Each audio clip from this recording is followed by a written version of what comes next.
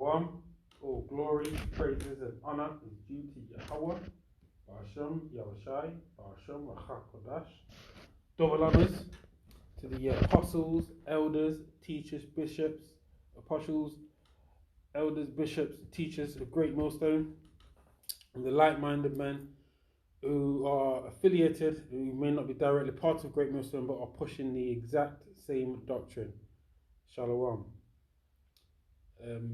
Salutations to the elect, men, women, and children of the house of David. That's the elect, Hakim and Akwath of the house of David.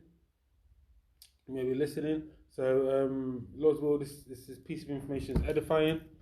Ratazah. I don't want Ratazah, should I say? So I'm going to go into this. As you can see, I took a little picture of it. It's a new Oxford Annotated Bible, which basically gives Esau's or the author's breakdown of what certain scriptures are saying. Obviously, there's discrepancies in it. So today I'm just going to focus on Isaiah 63, just a few lines of it. So I got this recommended when I was listening to Elder Malcolm up in Chicago, one of his lessons. He recommended the use of the book if you can afford to do it. I mean, obviously, so I think it was the 4th or 3rd edition he had. So I mistakenly bought the 5th edition.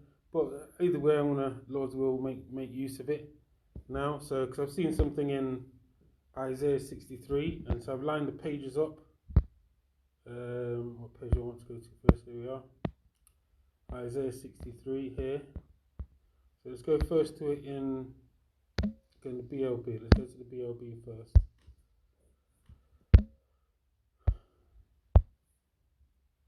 Isaiah. So it describes when Yahushua returns, and so I was going to read it.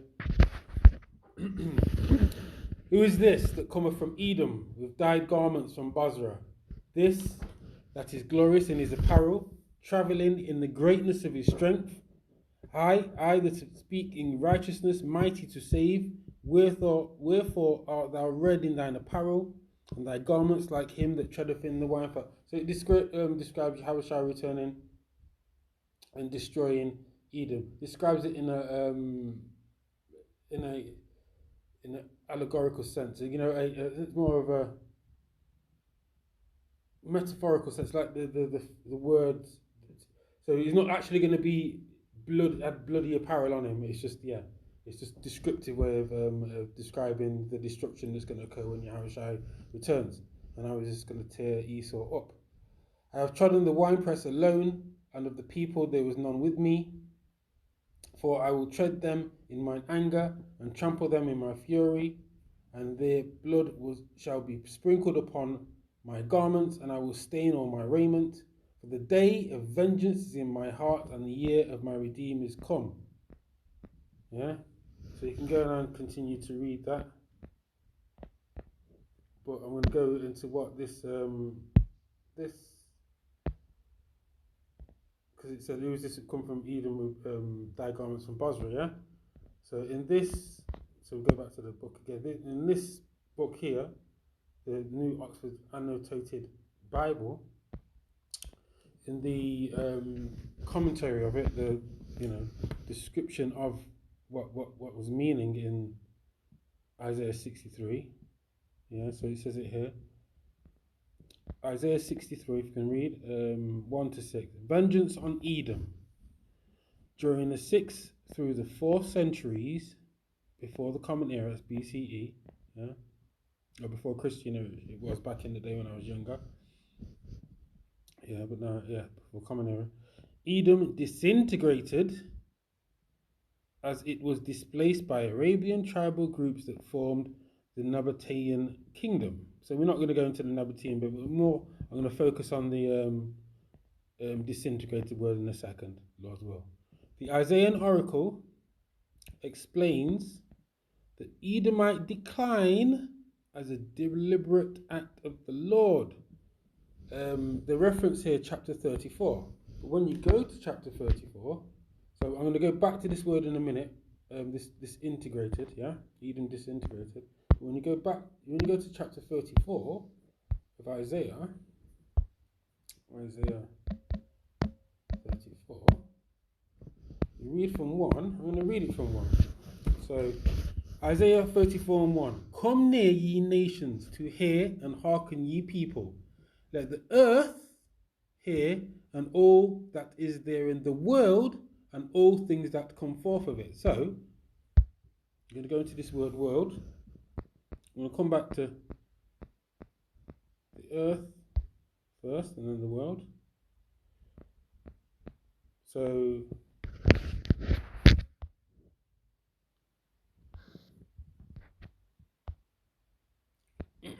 Strong's H776. Eretz. Eretz. Yeah. So it means the definitions of biblical usage, i.e. whole earth, yeah, as opposed to part. Earth as opposed to heaven. Earth as opposed to the whole earth as opposed to part, yeah. So we've got the world in this context. It should mean the world, the whole world, yeah.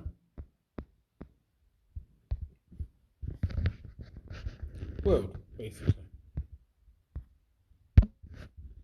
Right? For the indignation of the Lord Yahweh is upon all nations, and his fury upon all their enemies. This doesn't need breaking down, it's quite straightforward. He hath utterly destroyed them, he hath delivered them to the slaughter.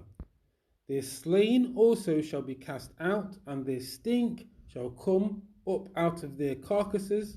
There's a smell of the dead bodies, yeah? Carcass is a body, something. So, and the mountains shall be melted with their blood. Yeah. So mountains, that means the kingdoms. So that means rulerships, kingdoms, governments. Yeah. So that's what that means. Shall be melted with their blood. So there's going to be a lot of destruction, essentially. And all the hosts of heaven, armies, shall be dissolved, and the heavens shall be rolled together as a scroll. That is describing the nuclear destruction to come. Yeah.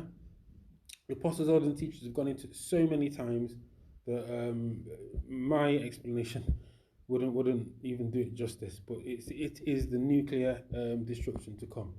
Yeah. And all their hosts shall fall down as the armies. Yeah. As the leaf falleth from the vine, and as a falling fig from the fig tree. So it's just going to fall. So it's going to be like in Revelation 18, and it's going to take 1 hour for Yahweh to deal with the nations, and specifically Esau. And this is the point I want to get, because in the New Oxford Annotated Bible it referenced Isaiah 34, didn't it? Yeah. This is the point. Isaiah 34 and 5. For my sword shall be bathed in heaven. Behold, it shall come down upon Idumea, and upon the people of my curse to judgment. And who's Idumea?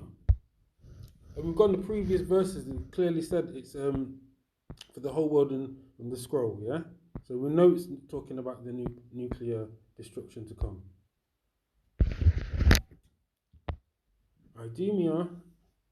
Strong's H123. Edom. Edom.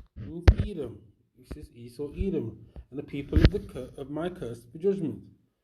For the sword of the Lord Yahweh is filled with blood. It is made fat with fatness, and with the blood of lambs and goats as sacrifices, of the people, with the fat of the kidneys of rams. For the Lord Yahweh, Hashem Yahushai, have a sacrifice in Bozrah, and a great slaughter in the land of Idumea. And as the apostles and elders have explained in many, many videos, that wherever Esau is, that's where Bozrah is. That's where Idumea is. And Esau right now is where? Yeah. Job 9 and 24. The earth is given to the hand of the wicked. He covereth the faces of the judges thereof. If not, where and who is it? So, this earth, as we are here today, has been given into the hand of the wicked. Obviously, we have wicked Israelites, but who are the wicked? Who are the people of the Most Yahweh Shai's curse? Yeah, as we've just read in Isaiah 34. He covered the faces of the judges, and who, out of all the people, who's the main judge? Yahweh Shai. Yeah, Yahweh Shai, yeah? right? And he's covered Yahushai's face by putting up that picture of Caesar Borgia, that despicable, leprous-ridden, long-haired dude. Yeah, who's just a man. It's a blasphemy.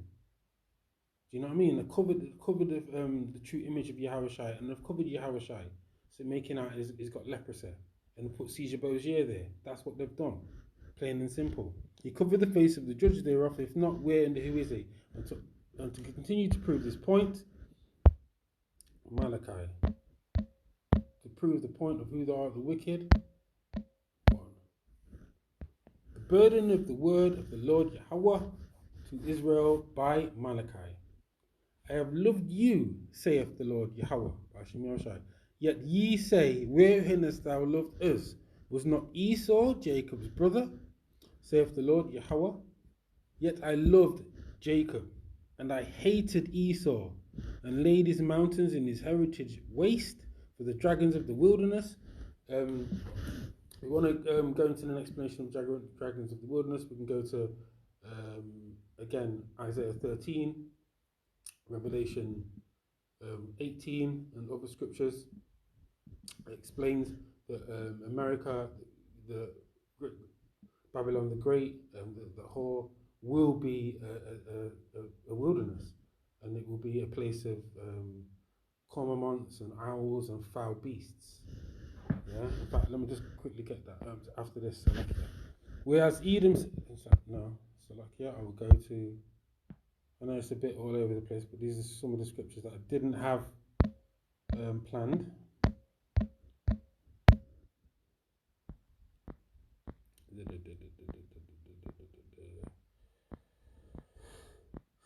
Son of darkness, fear and wrath, chase the road, and dashed me against them, and we're going to the point.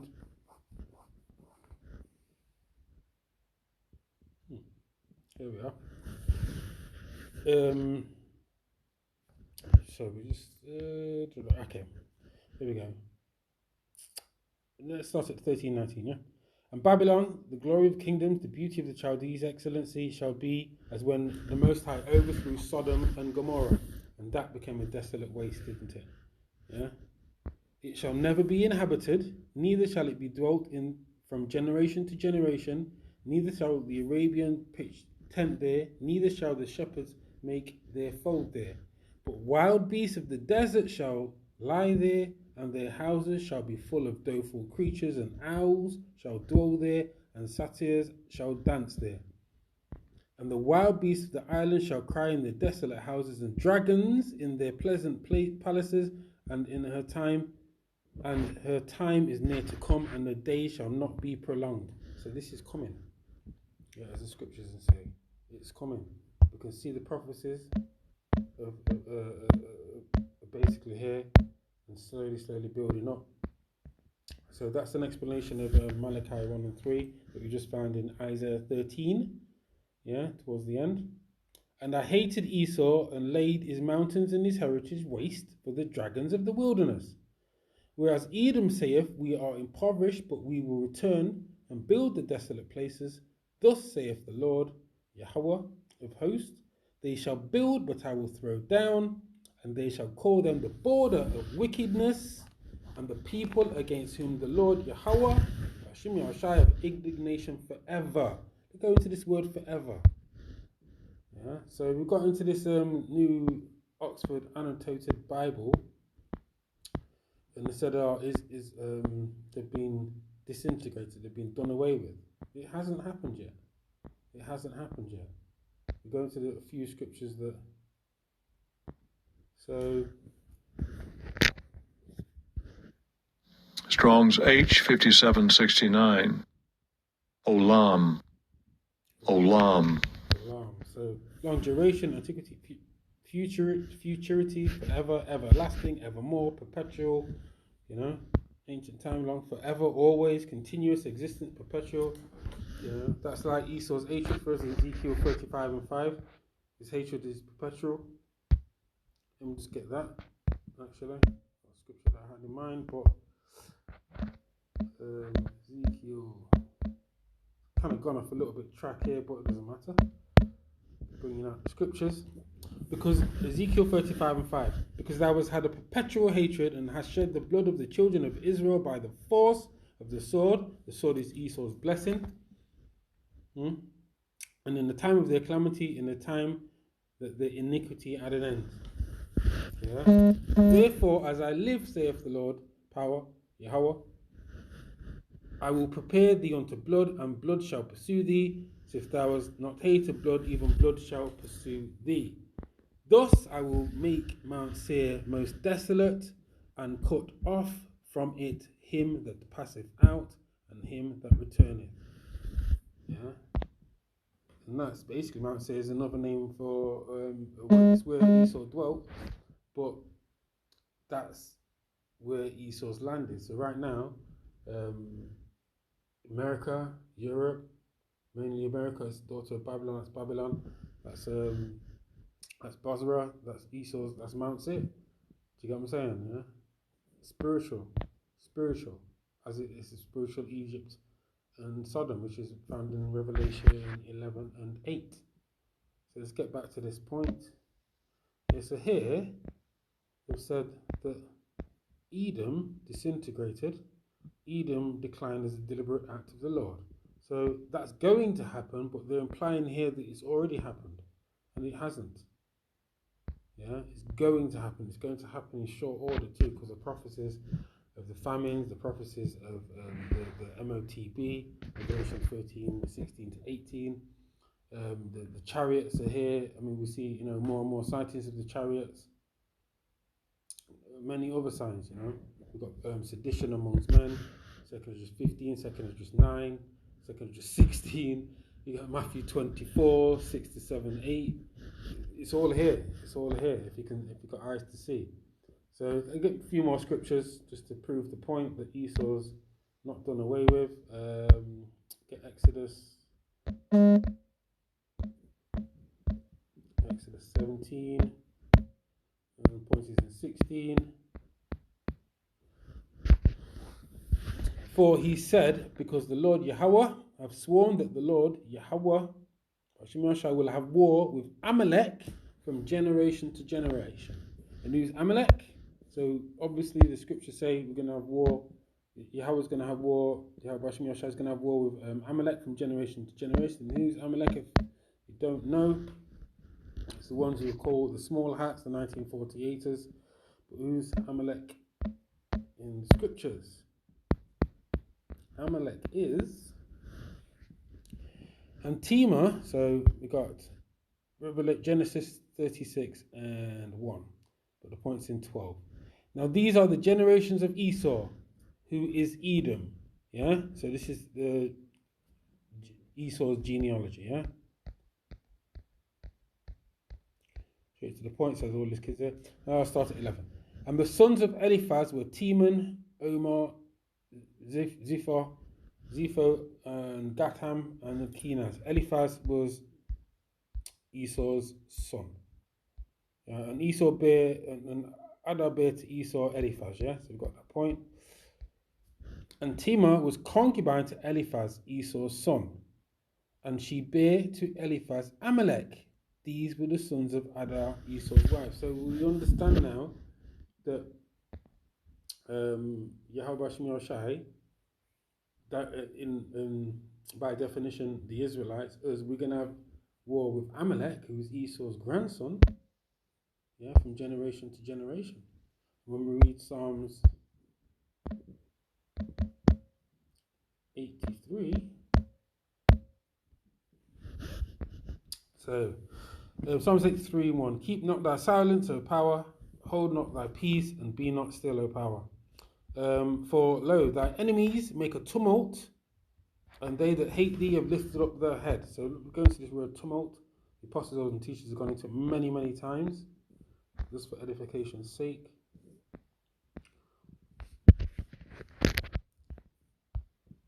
H1. Strong's H 1993. Hama. Hama.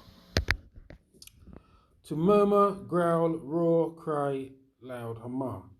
Loud mourn, rage, sound, make noise, tumult, be clamorous, be disquieted, be loud. So our enemies have been moved, be troubled, to be in an uproar. Yeah? So our enemies are be loud against us, made an uproar against us. For they that hate thee have lifted up the head.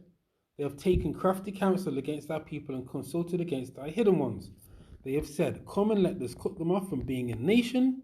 This is why we're, as the prophecies in Deuteronomy 28, it said that we will be known by bywords and proverbs and bywords. So we're named niggers, spicks, wetbacks, tonto, that's why we named these. That's why the name is black, Native American, American Indian, Latino, Hispanic. These are all proverbs and bywords, set up by the enemies, or through the prophecy, obviously first, but the enemies have, perpetuated it. For they have consulted together with one consent; they are confederate against thee. The tabernacles of Edom and the Ishmaelites, and of Moab and the Hagarenes, Gebal and Ammon and Amalek.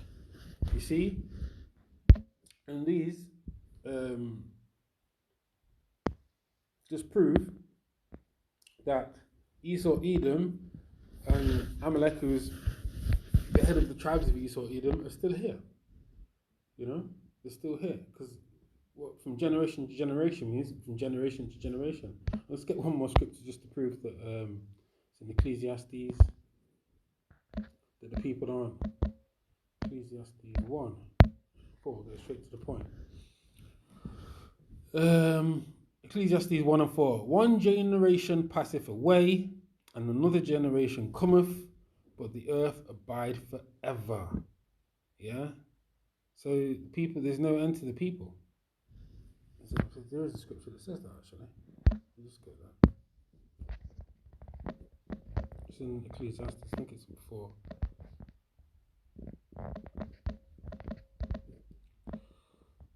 People.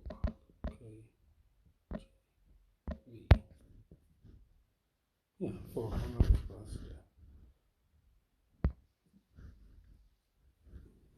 Here we are.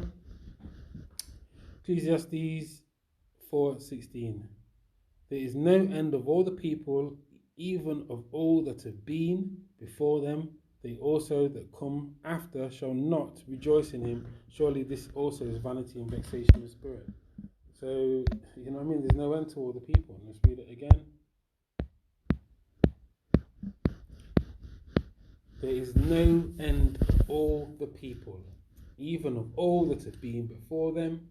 They also that come after shall not rejoice in him.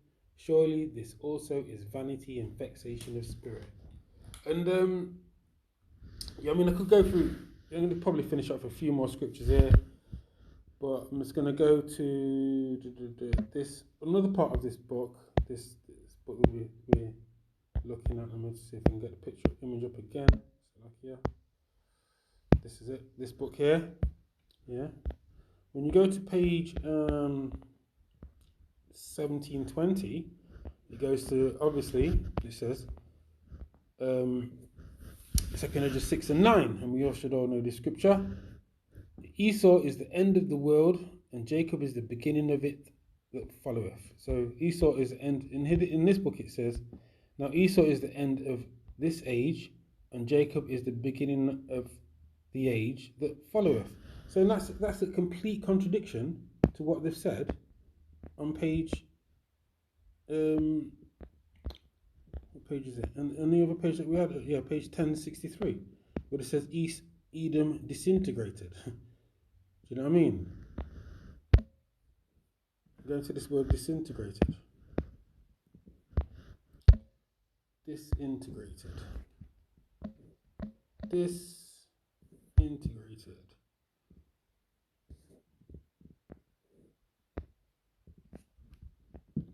Broke up into small parts as a result of impact or decay. So what they're saying is, Esau is basically broken up into small parts, but as the scriptures say, it should break down, decompose, decay, not molder, perish, corrode. Yeah? Fall apart, falls to pieces, falls to bits, break up. So what they're saying is Esau is basically broken up and done away with, in effect. right? And taken over, the land was taken over by the Nabateans. And they don't know who Esau is, but the scriptures clearly go against, the scriptures clearly contradict that, you know? Because how can Esau be done away with? And, let me go to...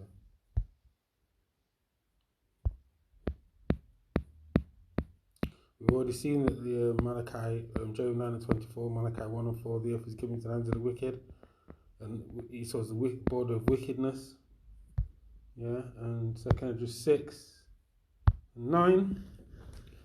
For Esau is the end of the world, and Jacob is the beginning of it that followeth. And even in this, I've just read it, so I'm going to read it again now. It says, if you can see it, now Esau is the end of this age, and Jacob is the beginning of the age that follows. So how can that be? You see the contradiction in themselves. You know what I mean? First to say Esau's disintegrated, and how can be Esau be an end of the age? Because this is not Jacob's age, clearly not, because the righteousness will dwell on the earth. Isaiah 2, you know, there'll be peace once we go back to the land. Just quoting one scripture. So go in underlining here, I've got portals of the world here, the division of the ages. In allegorical language, the seer is told that the present corrupt age will be followed immediately without a break. Yeah, but what does the word allegorical mean? It means, let's go into it, I've got it up before. Symbolic, metaphorical, opposite to literal, and that's an actual that's a literal. Basically, that scripture, as 2 Esdras 6 and 9 is literal, because when Esau goes down, Jacob's going to be established. It's as simple as that. Do you know what I mean? It just takes time. That's what it is. It doesn't happen overnight. It takes time. As I went into one of the teachers. The apostle said the other day, it just takes time. I think it's Bakar Amath. Yeah, it said basically these things take time. You know, Roman Empire. That was the first Roman Empire. That was defeated like over decades, virtually up to a century. You know, it takes time for decadence and decay to occur in a nation. So I was going to end a few more scriptures. Going to end it off with Amos 1 and 11. Thus saith the Lord Yahweh, for 3 transgressions of Edom, and for 4, I will not turn away the punishment thereof, because he did pursue his brother with the sword. Brother is Jacob, which is by definition Israel. Yeah, right, the 12 tribes. And did cast of all pity, and his anger did tear perpetually. We've just been into that word. And kept his wrath forever. But I will send fire upon Timon, which shall devour the palaces of Bozrah. Yahweh is going to deal with them. And this is what we're seeing is occurring as we live, as we speak, you know. So, we can get this one too. In that day will I raise up the tabernacle of David that is fallen. This is happening today. Do you know what I mean? With the apostles, elders, and teachers being on the highways and the byways and going out, Israel raising up across the world. That's happening, you know. Not all Israel, the elect of Israel, specifically the house of David, is being, the 12 tribes are being brought back together. And close up the breaches thereof, which is happening. And I will raise up his ruins, and I will build it as in the days of old, that they may possess the remnant of Edom. Clearly, we do not possess the remnant of Edom right now as we speak. And of all the heathen which are called by my name, saith the Lord, that doeth this. Yeah. Behold, the days come, saith the Lord Yahweh, that the plowman shall overtake the reaper. And who is the plowman at the moment? We're doing the work. Esau sitting up in his high rise. Yeah. You know, Obadiah. And the treader of grapes, him that soweth seed, and the mountains that shall drop sweet wine, and all the hills shall melt. Yeah, so I could go into Obadiah. I mean, just read Obadiah yourself. It's only one, it's only one chapter long. Specifically, the points in Obadiah 18. In fact, I'll read that. It's like I went down here. And the house of Jacob shall be a fire, and the house of Joseph a flame, and the house of Esau for stubble, and they shall kindle in them and devour them, and there shall not be any remaining of the house of Esau, for the Lord hath spoken it. And that is after the 1,000 years in the kingdom. Once the kingdom is established, after the 1,000 years of hardcore bondage, Esau's going to be done away with.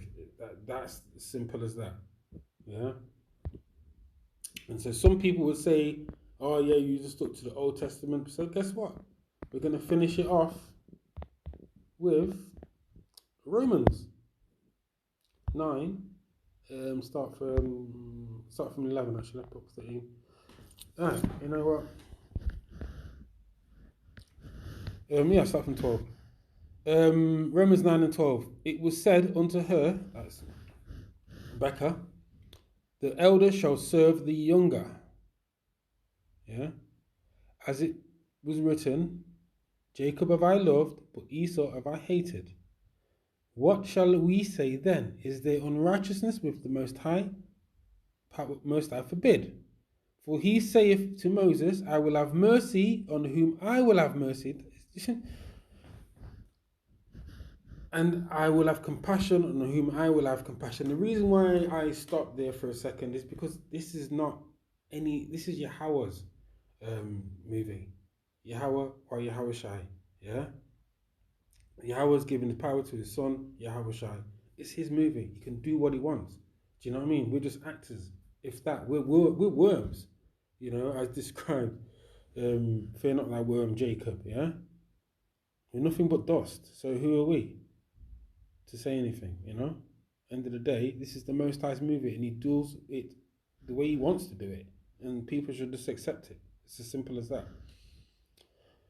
Continue. So then it is not of him that willeth, nor of him that runneth, but of the Most High that showeth mercy. There you go. Do you know what I mean?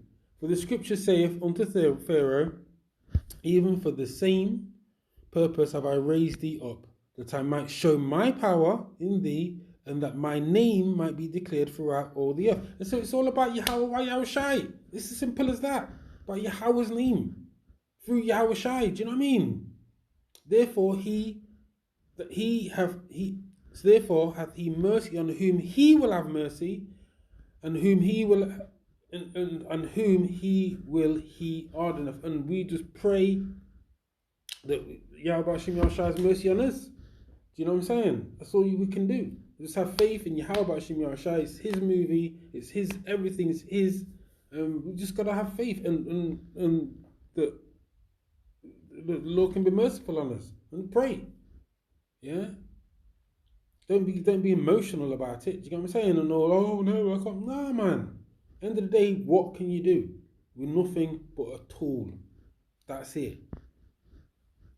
Thou wilt say then unto me, why doth he yet find fault? For who have resisted his will? No one. Nay, but O man, who art thou that repliest against the Most High? Shall the thing formed say to him that formed it, why hast thou made me thus? Hath not the potter power over the clay, or the same lump to make one vessel unto honour and another unto dishonour?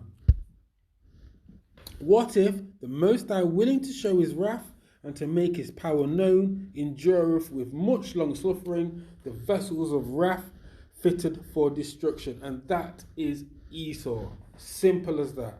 And so nobody can say anything, nobody can do anything. Esau is here, he is the wicked, who is in power right now. The earth is given into the hands of the wicked, because Yahweh Shem Shai is Yahweh Shem Shai's sword, Psalm 17 and 13, yeah?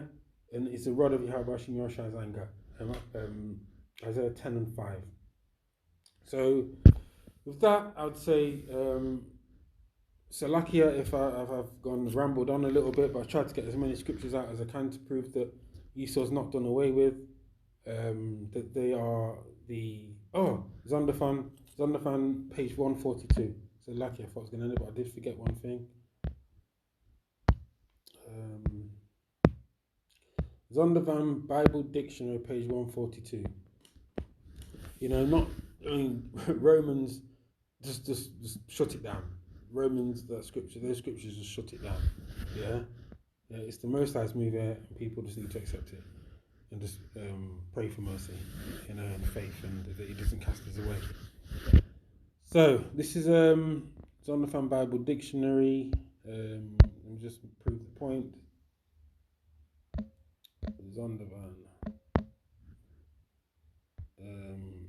So this is this dictionary here, this one here,